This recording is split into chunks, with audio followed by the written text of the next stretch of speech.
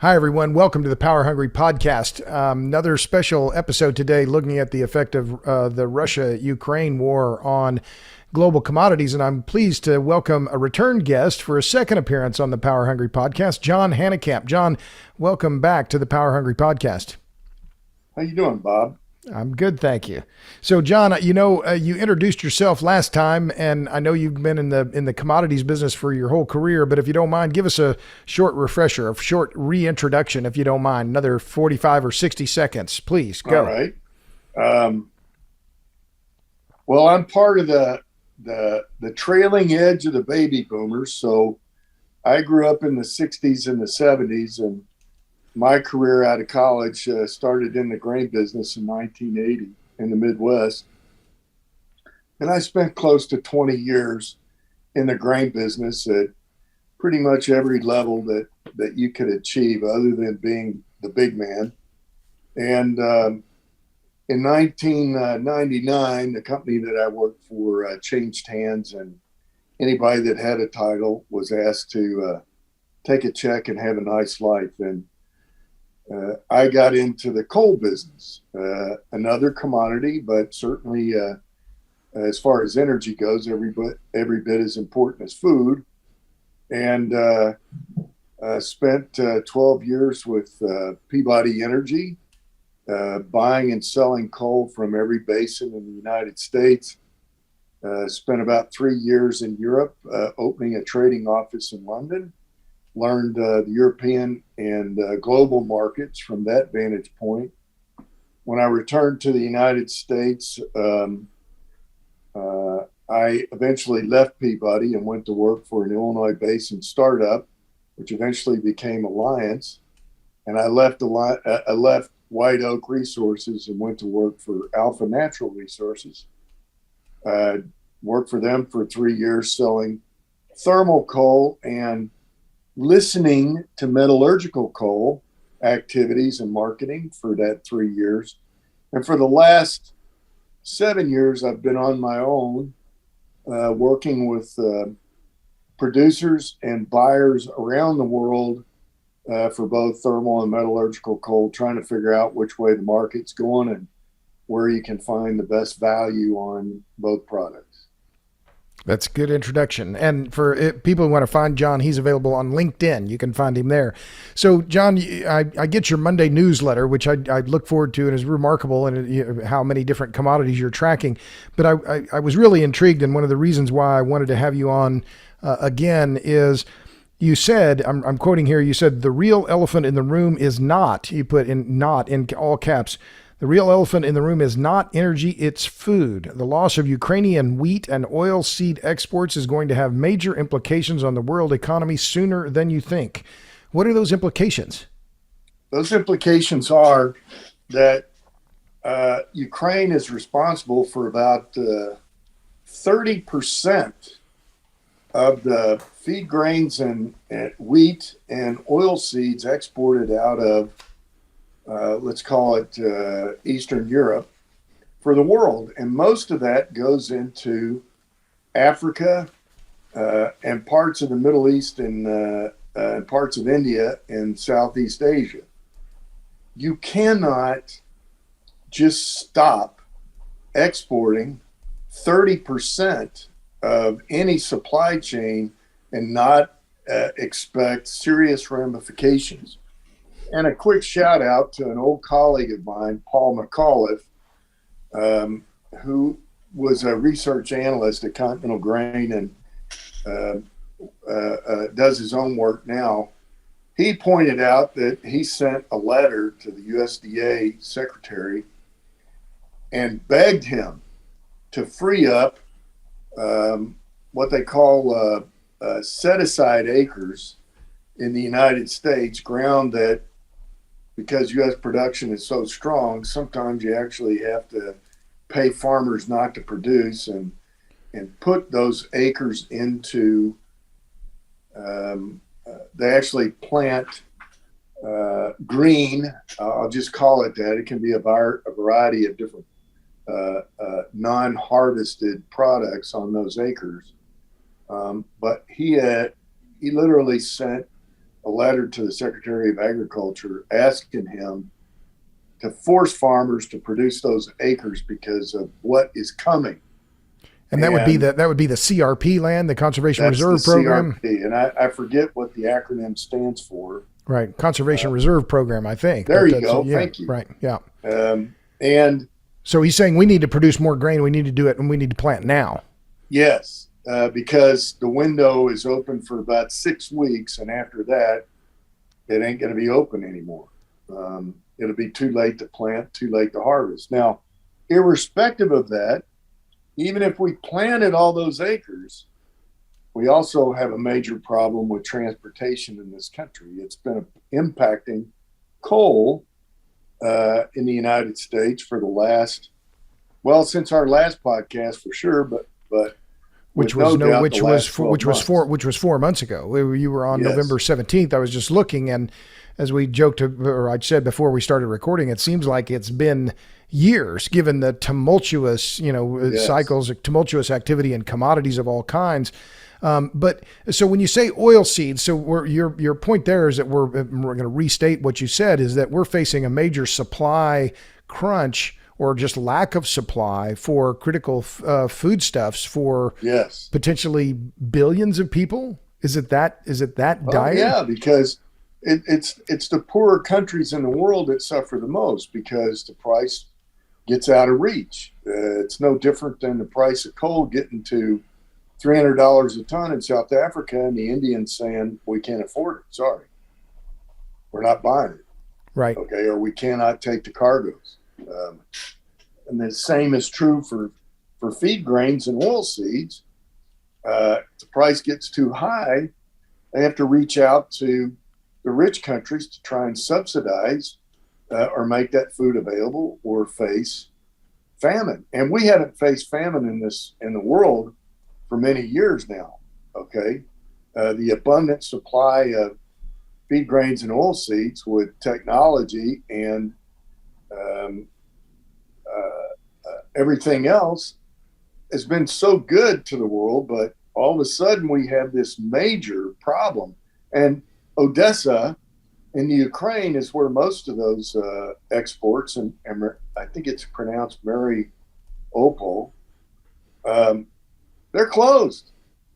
Okay. And Mariupol, or however it's pronounced, that's the major port that's been a focus of a lot of the most intense fighting between the shelling from the Russians, which last week there was something like 100 vessels that were trapped, and they have mined around those ports as well. The Russians have. So you can't get in, you can't get out. And I think last week or maybe 10 days ago, some major bombing took place that severely impacted one terminal that I'm aware of. It's the Bungie terminal in Odessa, if not others. I think the steel plant there was also affected. But either way, this conflict doesn't look like it's going to find an easy solution or a quick solution. And if the producers in the Ukraine don't get to the fields, that's one problem.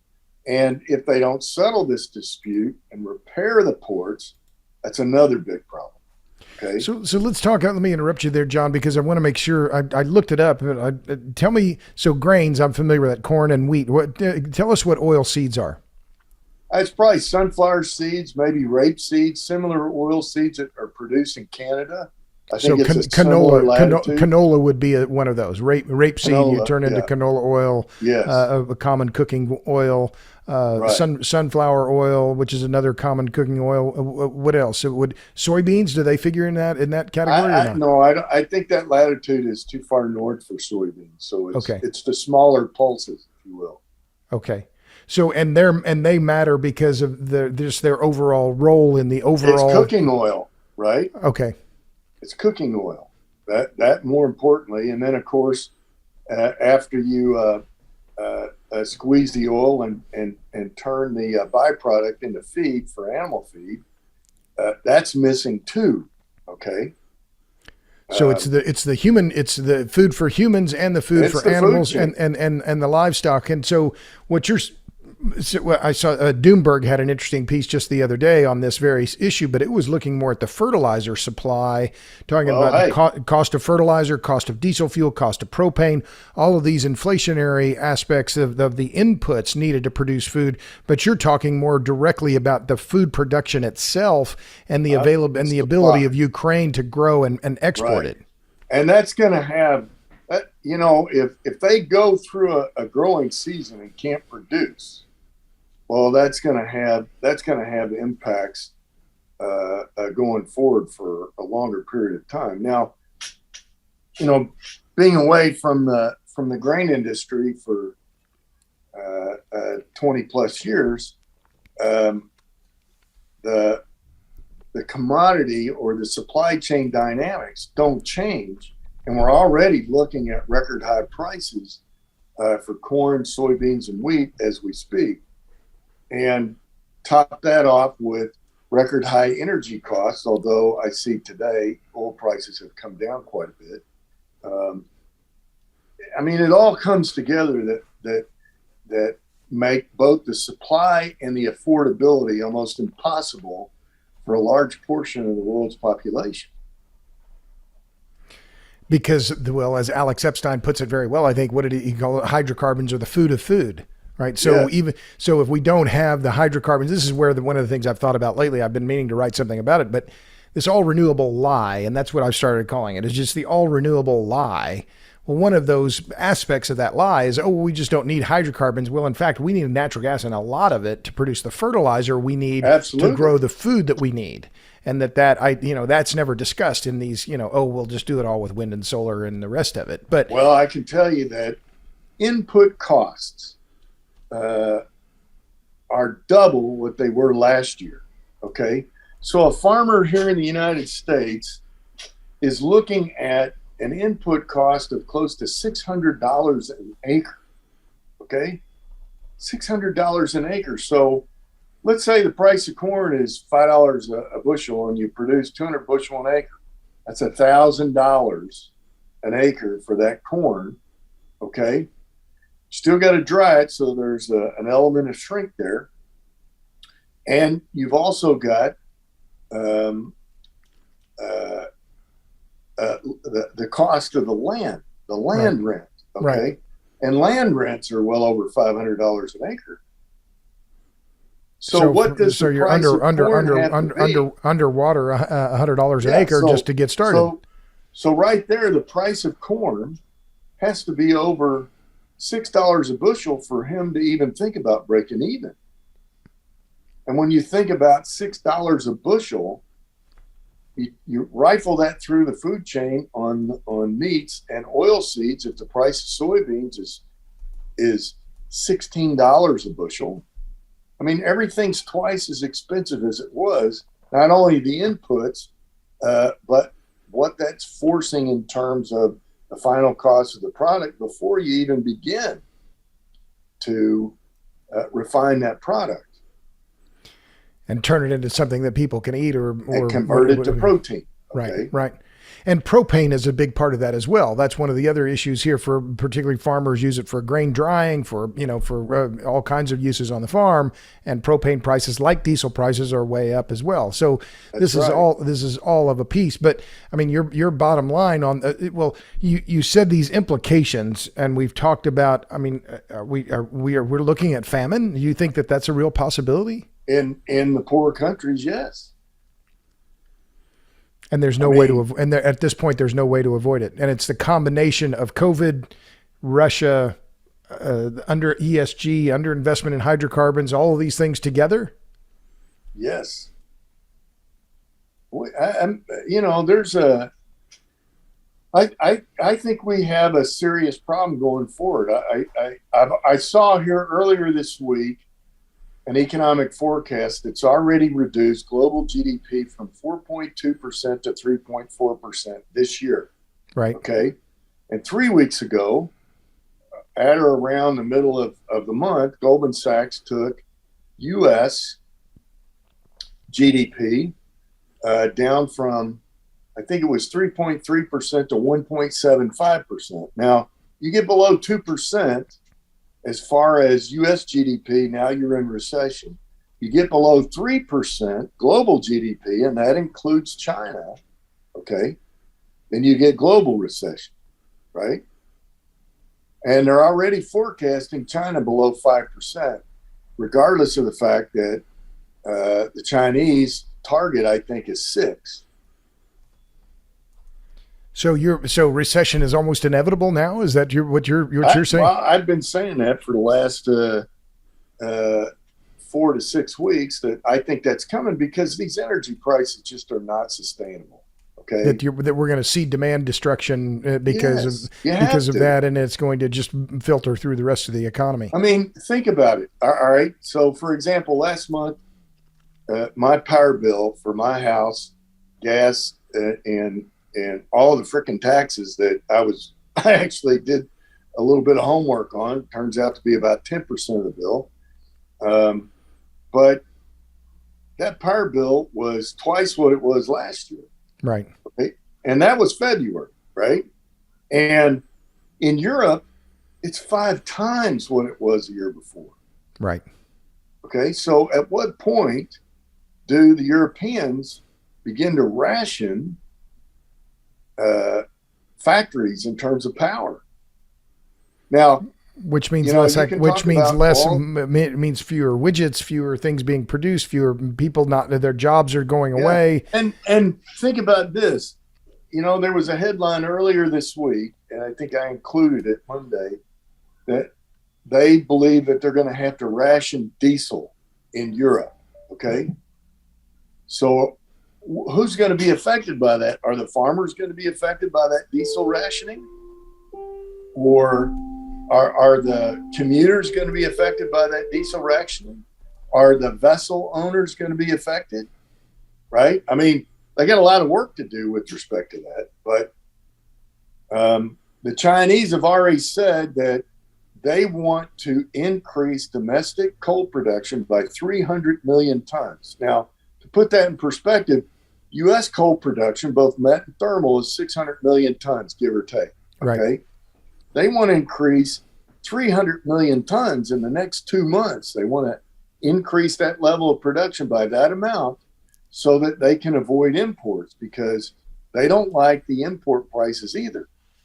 So let me read that back to you, because it was one of the questions I wanted to ask, because I saw that headline and I haven't seen it reported very much at all. I think Bloomberg Law was one of the few places where I saw that 300 million ton figure, and I looked it up. And India's coal production is 750 million tons. You already gave the U.S. number.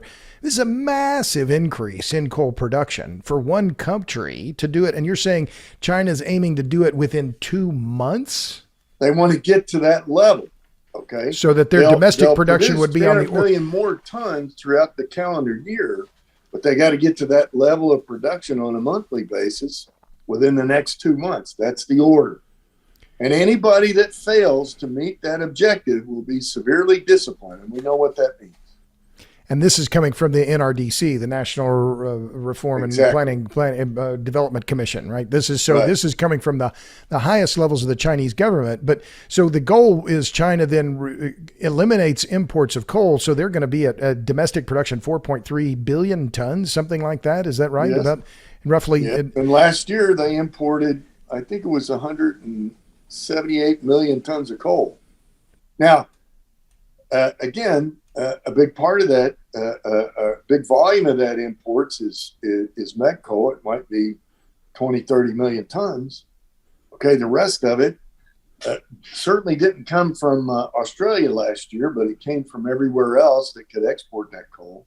Right. But there's some Herculean disruptions in commodity flows coming. Okay, and the point that I was trying to make Monday was that grain is one of them. Right. Okay. And everybody's been focused on energy. But the more human story is going to be the food story. That's what I think. Well, so let me ask you about the coal market, because that was one of the things that you're right in your sweet spot. we've seen massive volatility in the coal market as well. I was looking at in mid-March, we were looking at over $400 a ton, 430, I think, at one point for that the Newcastle benchmark out of Australia. I looked at it this morning on Trading Economics. It's about 250. If they're Yeah, I don't know how recent their numbers are, but why is the volatility in the coal market been so extreme? Well, one extreme, it starts with margin calls. Okay. So the traders have to have the traders, liquidity. You've got generators, you got producers that have hedged their production. Okay. And when the market jumps $100 a ton, it puts significant strains on the margining requirements for that hedge. When the price jumps $250 a ton, well, now you got to go see St. Peter. Okay. I'm following you. So I'm thinking basketball now. St. Peter. You got to go pray for a loan with a big bank, okay, to give you a line of credit to meet that margin call. And you've got to, you more or less got to promise him that all you have to do is let time pass, execute your transactions, and all the hedges will come out in the wash. Okay. But maybe you've been able to finance your margin calls out of your working capital, out of your retained earnings, whatever. And all of a sudden you've breached that. Now you got to go borrow several $100 million or up to several $billion to cover your your position in the trading market. Right. It doesn't mean you've lost that money. But it's the earnest market got out of whack. So if you can't cover the margin call, if you can't borrow the money, you have to liquidate the position at whatever the price is, which means that you're chasing too few sellers or too few buyers. And so so you're saying then that $400 price peak was partly fueled by these margin calls and just a lack of liquidity in the marketplace, similar to what we saw in the nickel market. Is that similar to? Well, that's right. They closed the nickel market because it went bananas, and it's no different than what happened to oil during the height of the pandemic when it went negative one day. Right. Right. You had more sellers than buyers, and there was a team of fellas in London that took advantage of it because they were on the right side of that. So that you think that's the main cause of the volatility. I mean, in your newsletter, right. the points you made in your newsletter though as well are on the constraints in the supply side. Whether it's heavy rains in Indonesia, you pointed out that as being one of the constraints on supply. There are multiple other factors, including ESG, COVID, underinvestment over years into coal. But I guess let me ask you: we talked about the volatility. What do you see about pricing in terms of the coal market going, or do you see strong coal prices for the future, and for how long? I think the best way to describe that is that we're going to see higher lows, right? Okay, and lower highs going forward, right? Okay, the market's going to come down as demand destruction takes hold, okay, but we're still going to wind up with higher lows. Primarily because the overall global demand, there is still a base load of demand, okay, depending upon the season. And as we go through the calendar year and we approach the fourth quarter, people are going to be looking to try and rebuild supplies. That'll give you the higher low. But in the meantime, how much demand destruction are we going to see? Right? Yeah. Well, and you mentioned as well, and back to China for just a minute. So I saw that same thing that we were just discussing, the 300 million ton target to increase overall production within the year, right? To go from 4 billion to 4.3 billion, which is a huge jump, which would be roughly 8 times U.S. coal production in rough terms.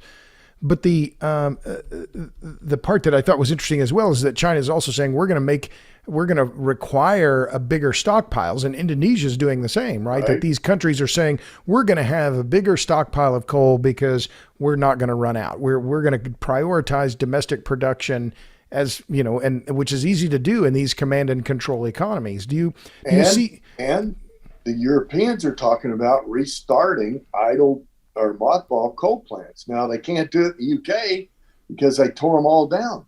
Right. All right. But Germany's going to be continuing running their lignite plants. They're going to can they run higher rank coal in those lignite plants, or are they just going to just boost their lignite output? No, well, they're going to maximize whatever power generation they can or need with their lignite, but their hard coal plants, they've got to buy coal for them if they're not going to take the Russian, and it's expected that the Russian coal is probably going to run out in terms of their imposed sanctions on themselves not to buy anymore by the end of the third quarter at the latest. But you also said that, though, that in your note that coal exports, and I don't know whether this was your line or from a different report, but that Russian coal exports keep flowing for now, and that some of that coal is flowing, in fact, not via rail but via truck. Is that right? Or I mean, I don't know about the truck, but okay. I do know that it's moving by rail into China. It's moving by rail into the Pacific vis-a-vis the Stashny. It's moving into the Black Sea through the port of Taman. Okay. I think it's still moving through Murmansk, which is the Barents Sea up in the north. Yeah. But I think the restrictions have mostly been to the Eastern European connects vis-a-vis Poland and Germany. And there's only two countries that I think in Europe that can take Russian rail because the grade, or not the grade, but the width of the tracks, the gauge of the tracks in Europe or in Russia is narrower than it is in Europe. After World War II, and the United States helped rebuild Europe, when they rebuilt the rails, it matched the U.S. gauge. And those don't match the Russian gauge. Exactly. So in Germany, as an example, in Poland, it goes to a terminal and then it offloads from the narrow gauge to the wider gauge. But there's only a couple of those terminals where you can do that. Gotcha. Well, so let's talk about Poland for a minute, because I probably mentioned that I testified before the Senate Energy and Natural Resources Committee last November, and there's a gentleman there from the IEA, and he was talking about what was happening in Europe and prices in there, and he had kind of made a special carve out talking about Poland.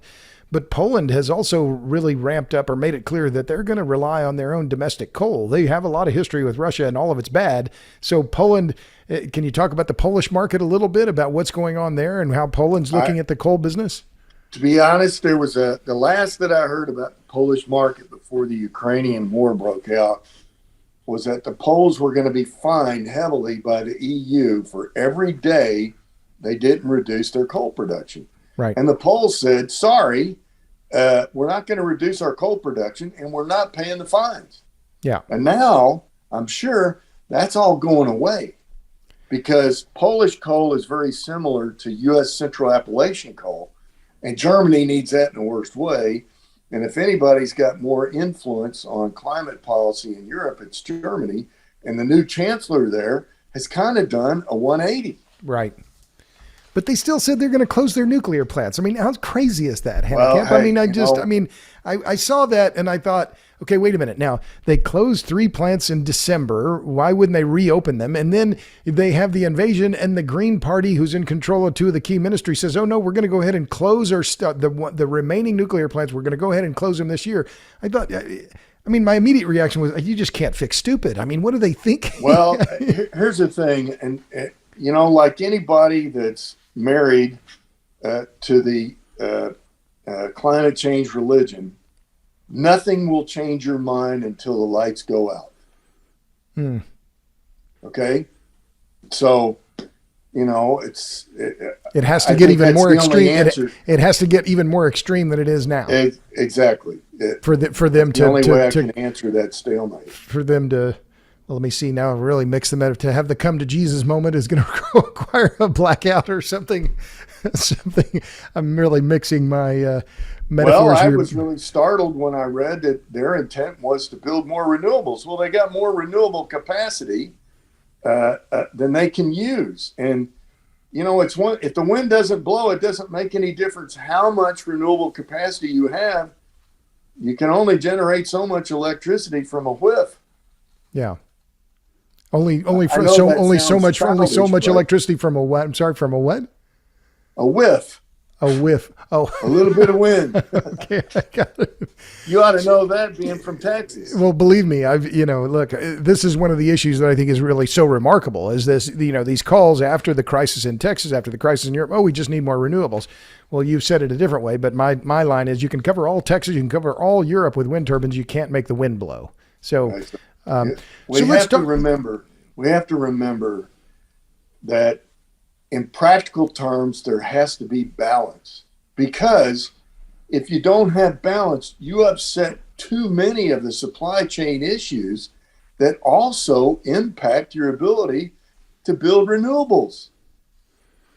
Well, so if I were going to feed that back to you, John, I'd say that we have to make sure that we have a variety of fuel sources, that we can't rely too much on any one thing. Is that a fair way of? Another one. Okay. Here's the Ukraine. They're responsible for an element that goes into making computer chips. Okay, and they're one of the largest suppliers in the world. And if you think that the automobile industry is going to recover sometime this year, you are mistaken. Because they're going to hit these supply chain issues. Because the chip supply is not going to get any better. And do you know what that element is, or do you know it off you recall it?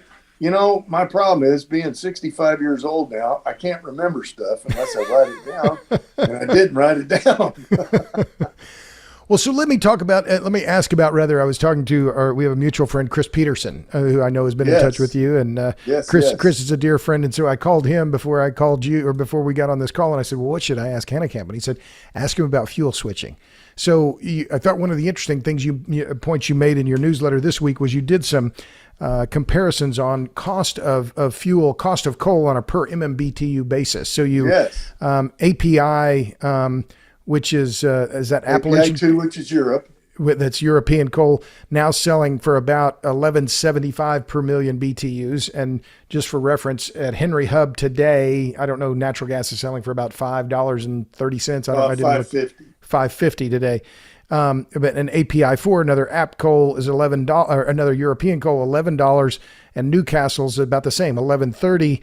Right. And then what did you say? North Appalachian coal, or Illinois Northern Basin Appalachian coal, right? Is what, about $5.50? So that's on par with gas. I didn't print my own report out, but you got to remember, in Europe, you have to add the cost of carbon to that. Uh-huh. Carbon, if you saw in that report, carbon's about 78 euros a ton. Uh-huh. Okay. So even though the cost per million BTU is a big discount to Dutch gas, on top of that cost per million BTU of API2, you have to add carbon. Right. Okay. Cost of carbon. But it still will dispatch ahead of gas at prevailing levels, but it's something you have to watch all the time. Here in the United States, you match it up against Henry Hub's the most expensive hub in the United States for natural gas. As you get away from it, except going west to California, gas gets cheaper because you get closer to the supply source. Okay. Okay. And in the Northeast, you can't get that natural gas because they wouldn't build the pipelines that you've talked about. Right. And you can't get natural gas from Texas to go to the Northeast because of the Jones Act, which prohibits non-U.S. flagged ships going port to port. Right. Okay. So the point that I was trying to make was that coal, even at these elevated levels, in the U.S., it's 50-50. Whether you go gas or coal. In terms of gas to coal switching. It's the question of overall demand. Uh-huh. But it just shows you it's right there. They're neck and neck with each other, right?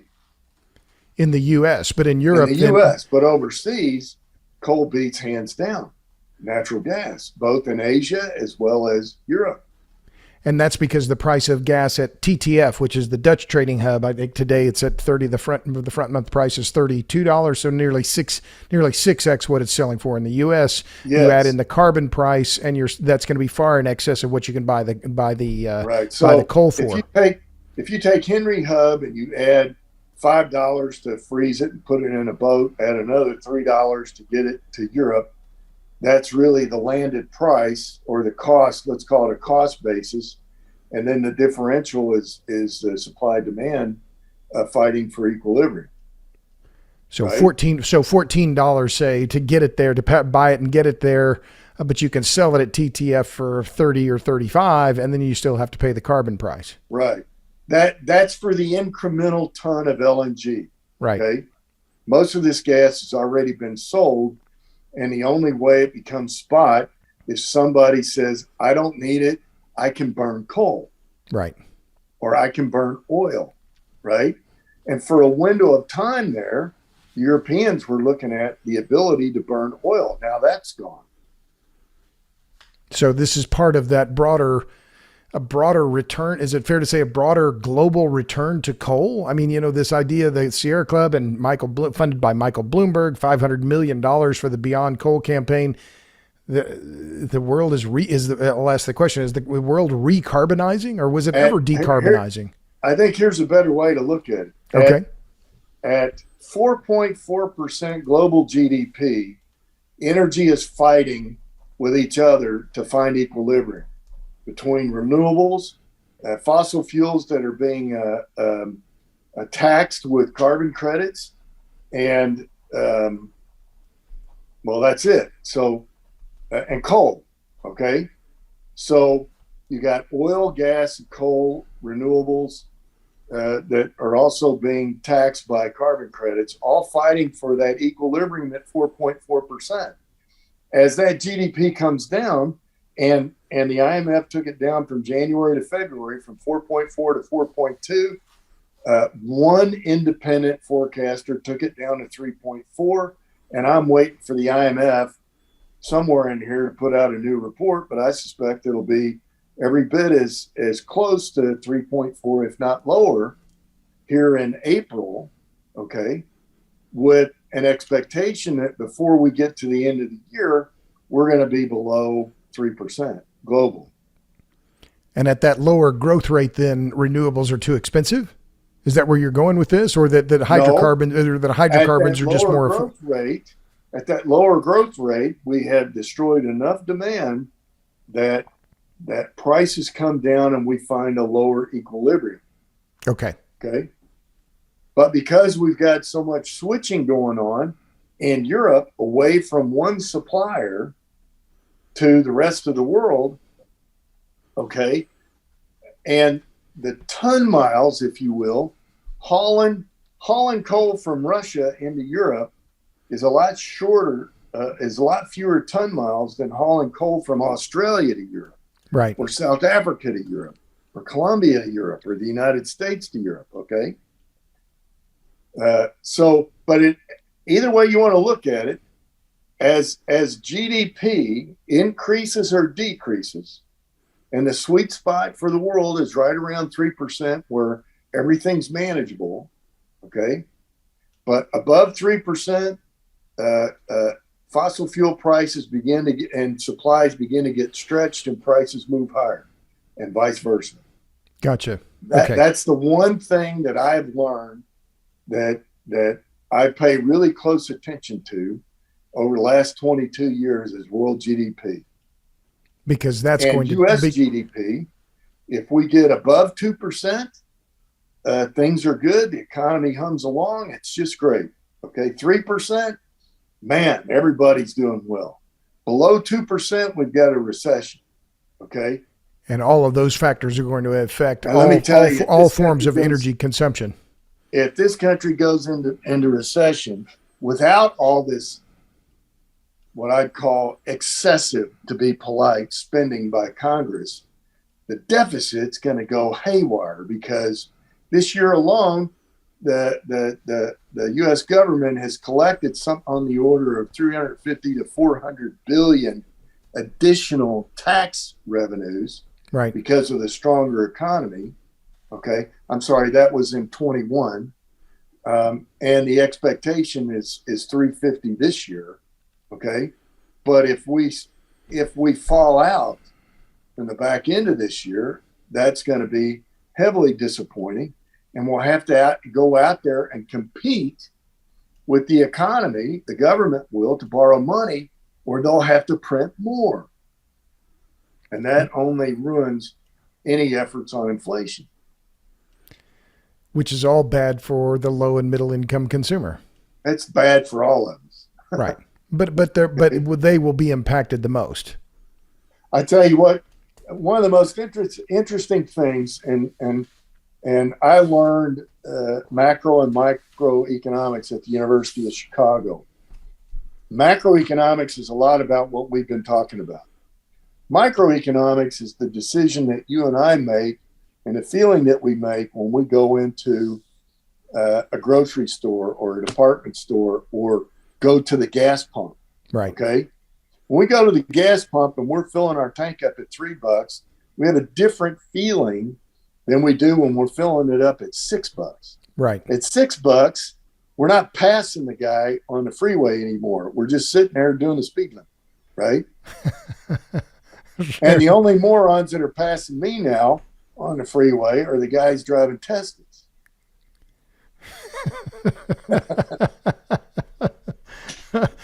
Well, so one of the ideas that popped in my questions that popped in my head, John, as I was getting ready for this interview was, I saw there was some progress today in the apparently that at least when they're meeting, the Ukrainians and the Russians aren't spitting on each other, but there's some idea that there may be, some inkling of maybe they can cool things off.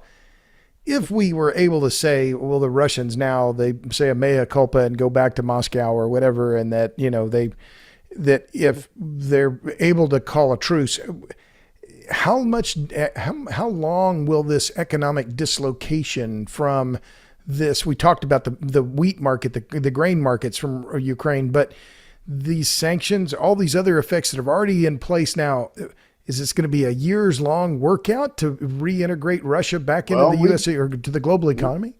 We've got a major paradigm that's changed in Europe. For the first time, they saw what their dependency really meant. And in all fairness to Donald Trump, he told them, yeah, why are you guys doing this? Why are you putting handcuffs on your economies to the Russians? And I don't think the Russians are leaving until everybody promises in NATO to stay out of the Ukraine. Right. That was part of the deal that Reagan made with Gorbachev. Okay.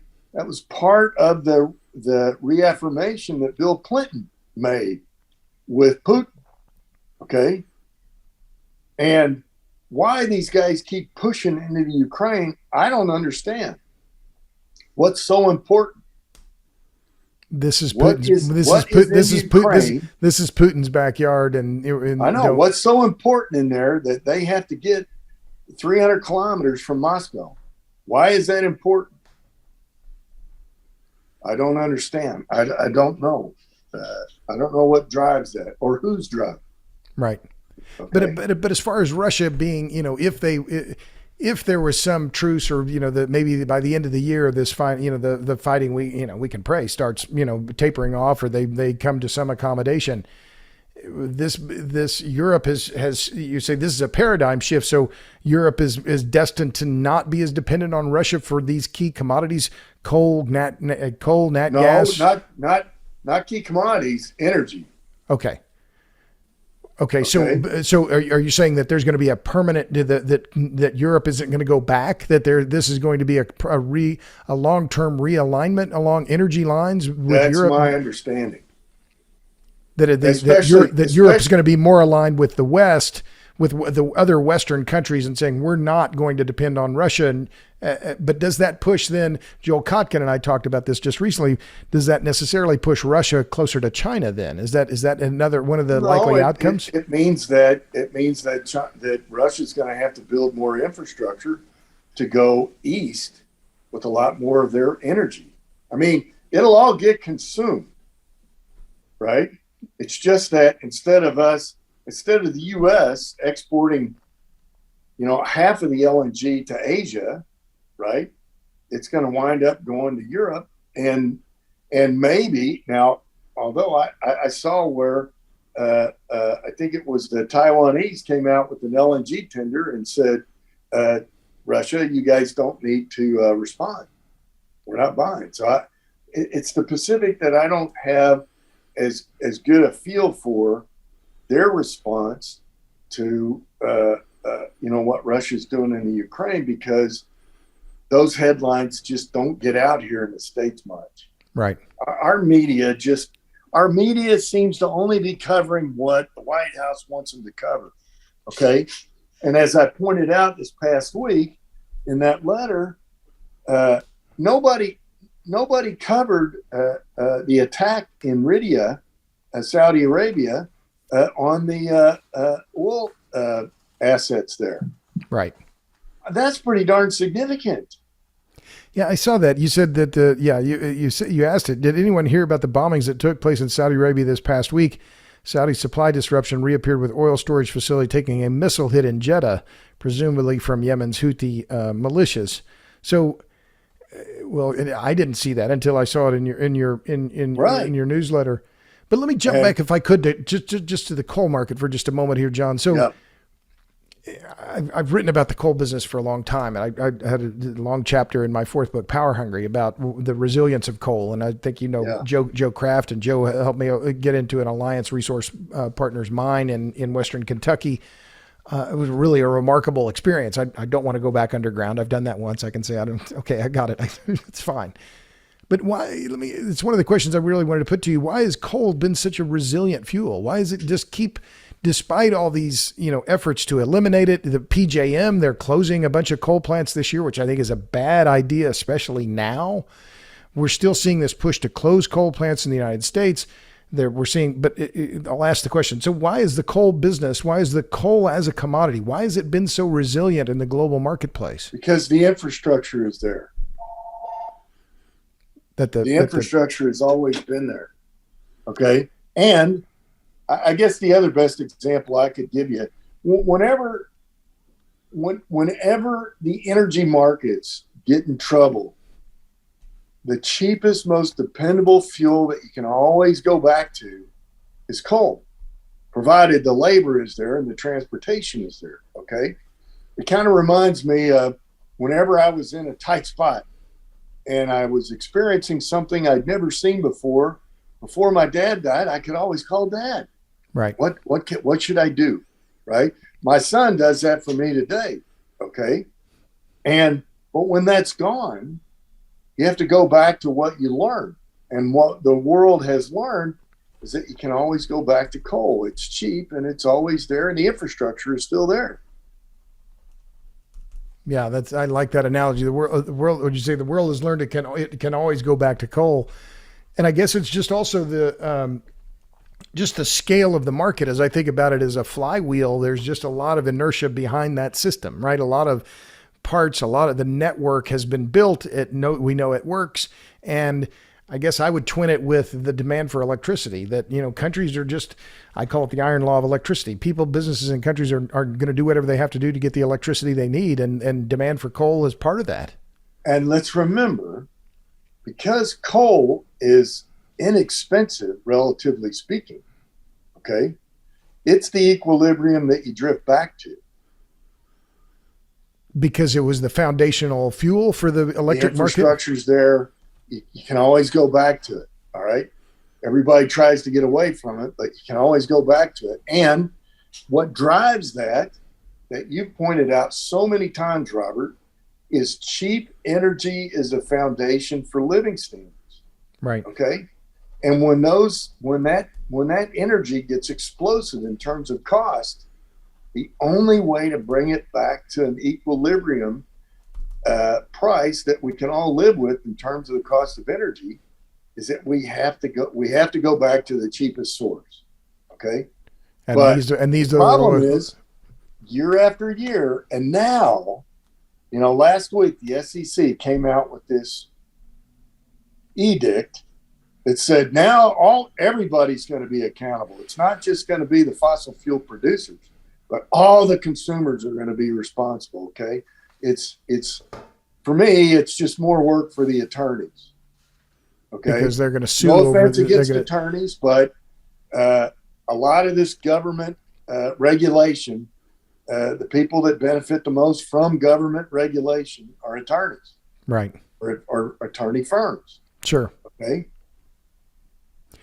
Well, so then cast this forward then, John, we're in for a rough few years then? You think that this is going to for all this to work out, these supply disruptions, we're in for years of disruptions in commodity markets? I mean, how you see any stability? What do you see happening in the next few years?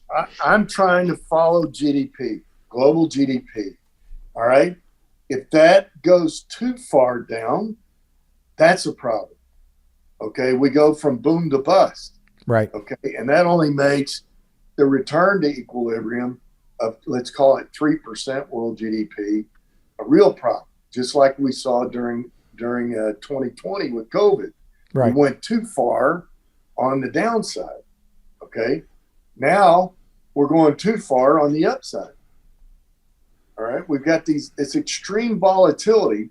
One was led by a pandemic. The other now is led by a disruption in the global supply chain for energy, right, and food. Yeah. So it's going to be. I think the next 8 to 12 months, they're going to be just as amazing as what's happened since November, the last time you and I talked. Yeah. I mean, it's like this morning I woke up and found out that Russia announced they were going on the gold standard. So what does that mean? I thought they were going to trade in rubles, and now they said now they're back to gold. This is news to me. Well, they're saying that the gold that the ruble is going to the gold standard. It's not going to be a fiat currency. Well, so what does that mean? Everybody's going to go out and chase rubles and try and exchange rubles for gold? What does that mean for the U.S. dollar? Do they sell dollars and buy rubles? Heck if I know. I have no idea. it just adds further complexity into this global marketplace. I mean, man, we're on a wild roller coaster ride, and we can't see the end of the ride. Right. So what are you reading then, John? We've been talking about an hour, and again, my guest is John Hanekamp. He's a St. Louis-based coal industry consultant, expert on global commodities. You can find him on LinkedIn. I asked you this before, but what are the books that you're reading, John? What do you have? I'm not reading any books. I'm reading all the material I can get on what's going on in the global marketplace. It takes up all my free time. And when I'm not doing that, I take the dogs to the park and walk around the park for a month. Or you go flying, I guess, is the other. Flying. Yeah. So what, I had to adjust this last question that I always ask as well. It's what gives you hope, but I interviewed Simon Irish, who used to work on Wall Street. Now he's at Terrestrial Energy in Canada. He's an Englishman and trying to get it into the new nuclear reactor market trying to get licensed in Canada. And I asked him, what about hope? And he says, well, on Wall Street, we had a saying, there's no hope and Bob. There are two kinds of hope, Bob hope and no hope.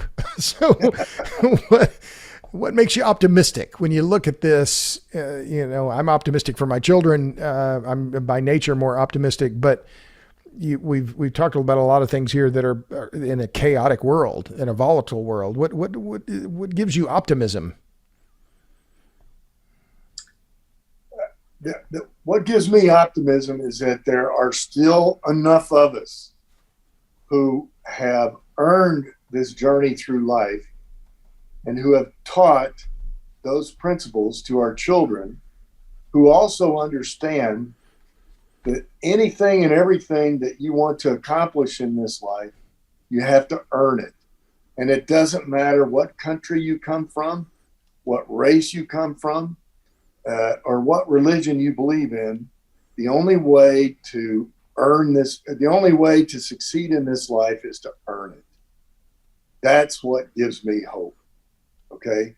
And when we get to all these things that disrupt, for me, all this disruption is pretty darn exciting. Okay. It's not going to be good for some. It's going to be great for others. But at the end of the day, it's a puzzle that's fun to try and stay in front of. Okay. And when I sit down on Sunday afternoons or Sunday mornings and I try and put my thoughts together for what I want to say on Monday, that's what I'm trying to figure out is what's going to happen next and what's driving it. And in the commodity business, that was the fundamental training that I got when I was a young man in the 80s. And I still use that training today. And I found out there's a number of people that plagiarize my work, which I'm very, very happy about because it helps them to see the game too. Yeah. Yeah. Well, that's fair enough. That's worth a lot. Yeah. And the fact that you called me back a second time means that you're interested too. I am. And I find all of this stuff just endlessly fascinating. And it is. Been fortunate in a lot of ways in the podcast, people tuning into because I'm only following my interest. And so I'm flattered that people are interested in following what my interest is. So, but yeah, I'm glad that we could talk about, especially about the food market, because I've seen it couched in these other terms around fertilizer prices and insecticide prices and propane and the rest of it. But I think that you hit on a whole different part of it, which is that just the raw grain itself, the underproduction that's going to occur because of this of the war in Ukraine. I mean, we could have this unsettled market for a very long time. The longer the war goes on, the worse it's going to be. I'll tell you one thing that bothered me more than anything else this week. The week before was the fact that I bought aviation fuel cheaper than I bought gasoline for my car. This week I went to the store and everything I put in my basket, I realized after I checked out, cost more than $5. Everything I put in there, okay, was over $5. I'm like, so everything's $5 now when it used to be $1, right? More or less. Yeah. And I like to remember when I was a kid, my mother used to go to Kroger's and feed a family of 7 for $20 a week. $20. Well, a $20 bill isn't what it used to be. We can agree on that. Well, John, it's been great to reconnect with you. Again, my guest is John Hanekamp. You can find him on LinkedIn. John, many thanks for being on the Power Hungry podcast again with me. You bet, Robert. And all of you in podcast land, until next time, see ya.